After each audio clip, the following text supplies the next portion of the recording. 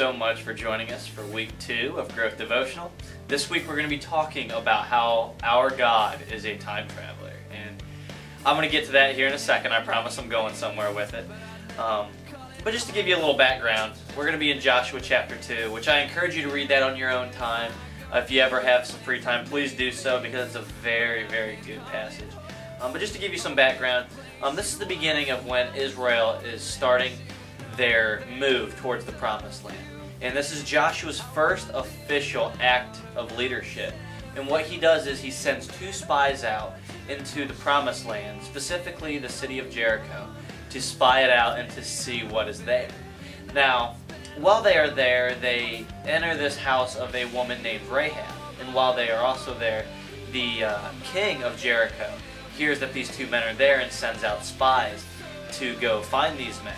And when they come to the door, Rahab comes out and says, "You basically just missed them, that they left." So she lies to cover up for them so that they would not be harmed or captured or in any way. So she lies, and after she is done, which we're going to pick up with this verse here in a minute, after she lies to these men, she goes up and talks to the 2 spies of the people of Israel.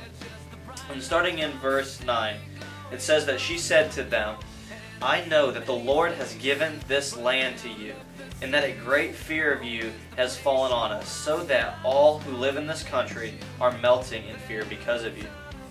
We have heard how the Lord dried up the water of the Red Sea for you when you came out of Egypt, and what you did to Sihon and Og, the 2 kings of the Amorites east of the Jordan, whom you completely destroyed. When we heard of it, our hearts melted, and everyone's courage failed because of you." Now that is amazing to me to read that. If you really think about that, you need to go back 40 years. 40 years ago, God had split the Red Sea for these people, and the story has reached all different countries. It has reached different cities. And why? So God can make His name known. And that is the main thing I want you to get from this, is that God wants His name to be known, and that is why He does what He does. And you can read that at the end of verse 11. It says, "For the Lord your God is God in heaven above and on the earth below." You see, these people did not fear Israel because of who they were. They feared them because of the God that they served.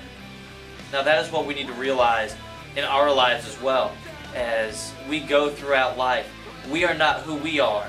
And people don't look at us because of who we are, but they should look at us because of who our God is. And that is the point I want to make here. Now, just a little side note. I want you to think about this for a minute.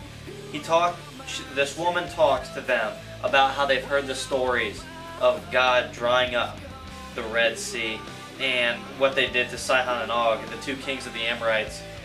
And what I want you to see from this is God is working in the past to prepare for the future.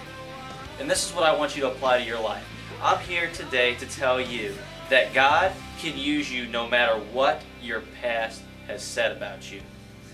If you are looking to serve God and you truly love God with all your heart, look to Romans 8:28, because all things work together for good to them that love God and are called according to His purpose. Maybe you are called by God to do something.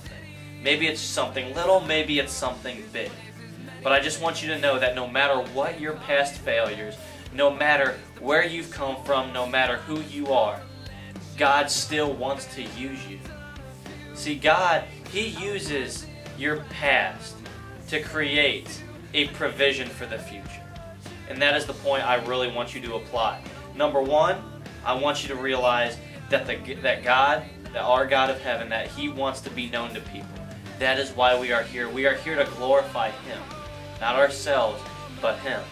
Number 2, I want you to realize that no matter what your calling is, and no matter what your past looks like, I want you to really dwell upon how you can use that for the glory of God.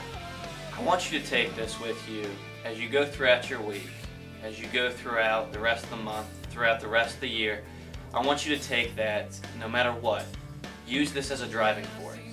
Don't let your past discourage you. Don't let it hinder you from accomplishing God's will.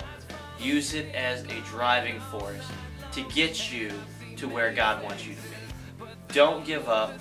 Fight hard. As it says in Joshua 1, be strong and courageous.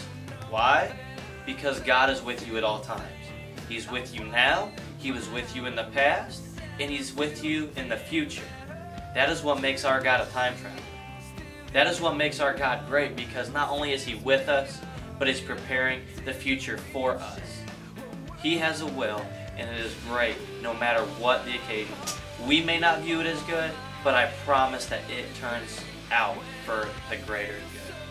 This is Justin Cole, and I encourage you to keep growing.